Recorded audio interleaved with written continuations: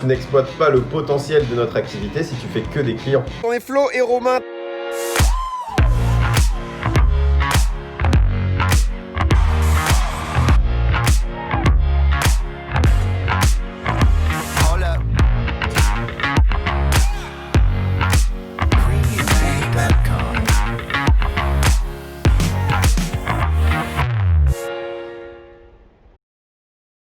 Donc tu parraines 3 distributeurs, tu les aides à faire chacun leurs 6 clients fidèles, tu as 450 €.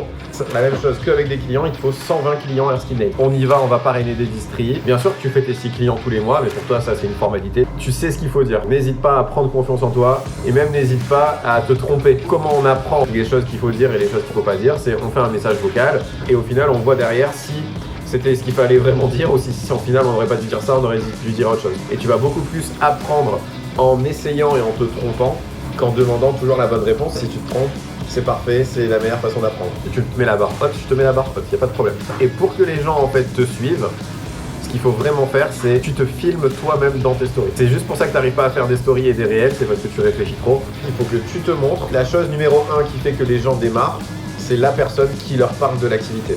Donc si sur ton compte, ils te voient pas, ils vont avoir du mal à te faire confiance. Les gens ils vont voir que tu es au top, que tu es une vraie personne aussi, que tu n'es pas juste un robot qui envoie des messages sur Instagram. Lâche-toi, exactement.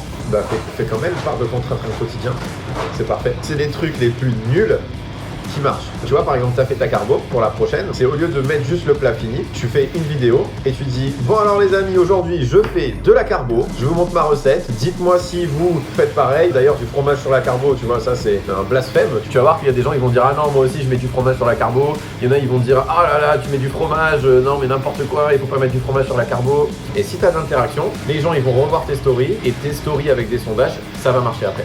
Et tu te rappelles qu'il faut en moyenne 7 expositions avant que quelqu'un se décide à faire le pas. Ta prochaine story que tu vas mettre sur les produits ou bim, elle va encore la revoir. Peut-être que la 3e fois ou la 4e fois ou la 5e fois, cette fois elle va voter mais pour de vrai. T'as voté dans la story, tu veux des infos, elle a dit ah non désolé j'ai pas fait exprès. Et ben 2 semaines après elle était district.